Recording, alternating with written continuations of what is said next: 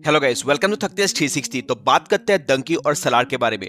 डंकी का ट्रेलर आने के बाद इतना ज्यादा नेगेटिविटी फैल रहा है ना, मतलब एक्सपेक्ट नहीं किया था to be very honest. But हाँ, शाहरुख खान है तो ऑब्वियसली नेगेटिविटी तो करनी ही होगी। हाल ही में सलार का भी ट्रेलर आया था जिसको लेकर मैंने कोई वीडियो नहीं बनाया, क्योंकि पहली बात तो 1 दिसंबर को ट्रेलर आया था एंड उस दिन 2 मूवीज रिलीज हुए थे, तो टाइम मैनेज नहीं हो पाया एंड ट्रेलर उतना खास भी नहीं लगा एंड टीजर के टाइम पे कॉपीराइट स्ट्राइक आया था, तो और ज्यादा मन नहीं गया वीडियो बनाने को। लेकिन जो ओवरऑल सिचुएशन चल रहा है उसके ऊपर बात करना तो बनता है। पहले बात करते हैं सलार की। तो सलार का ट्रेलर इतना प्रॉब्लमेटिक नहीं होता अगर डायरेक्टर प्रशांत नील ये नहीं बोलते कि इस मूवी का केजीएफ के साथ कोई कनेक्शन नहीं है। मतलब इतने टाइम से लोगों को आप झूठे उम्मीद दे रहे थे। आई नो आपने तो ऑफिशियली कुछ नहीं कहा, बट यू नो बाहर क्या चल रहा है। टीजर के टाइम से ही वो घड़ी का टाइमिंग, सुबह टीजर रिलीज करने का टाइमिंग, फिर इस लड़के को सबने सलार मान लिया मेनली इसके माँ के वजह से, जिसका नाम सलार के कास्ट में शामिल है।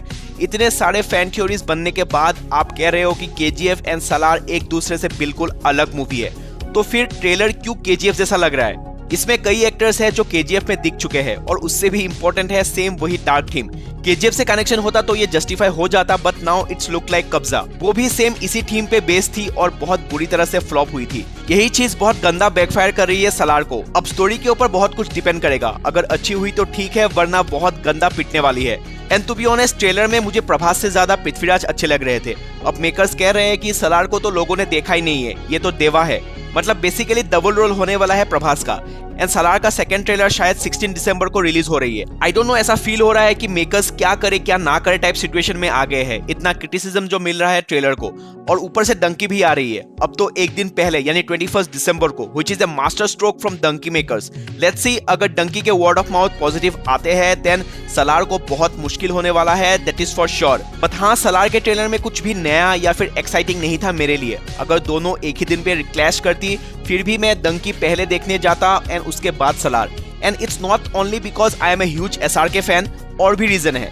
ये साल अगर आप याद रखोगे तो मास मसाला मूवीज ने ही ज्यादा इम्पैक्ट डाला है। पठान, जवान, जेलर, लियो, टाइगर 3, गदर 2 एंड इसके बाद आती है एनिमल, जिसने ब्रूटलिटी की सारी हदें पार कर दी। और डंकी आने तक एनिमल का ही दबदबा रहेगा थिएटर्स में। बीच में जो भी रिलीजेस होने वाले थे वो सब पोस्टपोन हो चुके हैं। तो एनिमल के बाद अगर आपको एक फ्रेश वाइब, एक चेंज चाहिए, देन ऑब्वियसली कोई भी डंकी पहले देखेगा।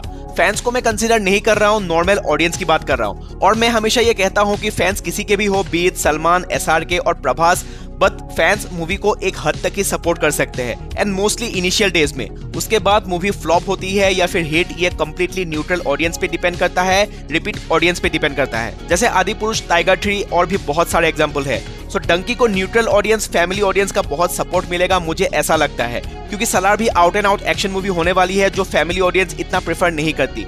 और इसके बाद भी बहुत टाइम तक एक्शन मूवीज ही आने वाले हैं। जनवरी में कल्कि 2898 एडी, फाइटर, कैप्टन मिलर एंड और भी बहुत सारे। सो डंकी एक सुकून है, बहुत मारधार देख लिया, अब थोड़ी शांति चाहिए। And movies are not only about action and thriller, पर अब ऐसा ट्रेंड ही बन गया है कि मारधार ना हो तो लोग एक्साइट ही नहीं होते। ट्रेलर में एक से बढ़कर एक एक्शन सीन्स दिखा दो, वरना ट्रेलर फ्लॉप, मूवी फ्लॉप। इसीलिए शायद डंकी में भी थोड़े बहुत एक्शंस डाले गए हैं। डंकी के ट्रेलर रिव्यू में मैंने कहा था कि बुक माई शो में कितने इंटरेस्ट है, टीजर में कितने व्यूज आए थे, ट्रेलर में 24 आवर्स में कितने व्यूज आए हैं। एटलीस्ट इस मूवी के लिए ये सब नहीं है, पर मैं गलत था। डंकी का trailer most watch Hindi trailer बन गया है 24 आवर्स में।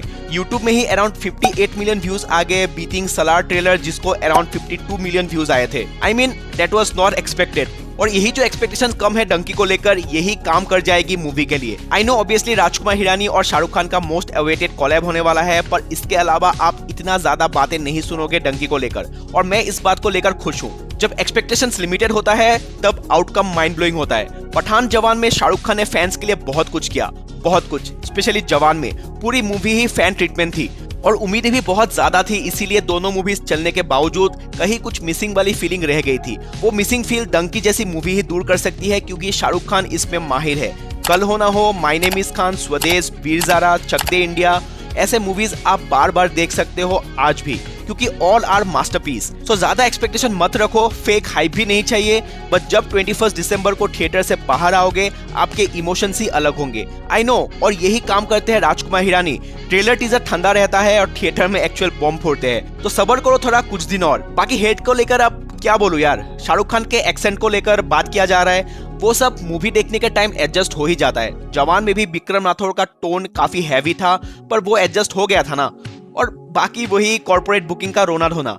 अब प्रभास फैंस ये सब करे तो समझ में आता है, पर यहाँ तो सलमान खान फैंस ही ये सब बोल रहे हैं क्योंकि टाइगर 3 नहीं चली। चलो जवान को कॉर्पोरेट बुकिंग बोल दिया, समझ में आता है, पर पठान को अगर कॉर्पोरेट बुकिंग बोल रहे हो देन टाइगर 3 का भी तो कलेक्शन होना चाहिए था। पठान तो YRF ने ही प्रोड्यूस किया था। आई विश थोड़ा दिमाग होता तुम लोगों के पास। टाइगर 3 नहीं चली क्योंकि उसका कॉन्सेप्ट थी वाहियात थी, उसको एक्सेप्ट करने के बजाय तुम लोग दूसरे को टारगेट कर रहे हो। सही है भाई, करते रहो, फर्क तो वैसे भी कुछ पड़ेगा नहीं। और लास्ट में मिस्टर प्रतीक बुरादे, आई नो बहुत लोग चाहते हैं कि मैं उनके वीडियो का रिप्लाई करूं, बट मैं अभी कुछ नहीं बोलूंगा। मैं रिप्लाई 100% दूंगा बट मूवी रिलीज होने के बाद, क्योंकि मैं ऐसे ही उनकी तरह हवा में बातें नहीं करना चाहता।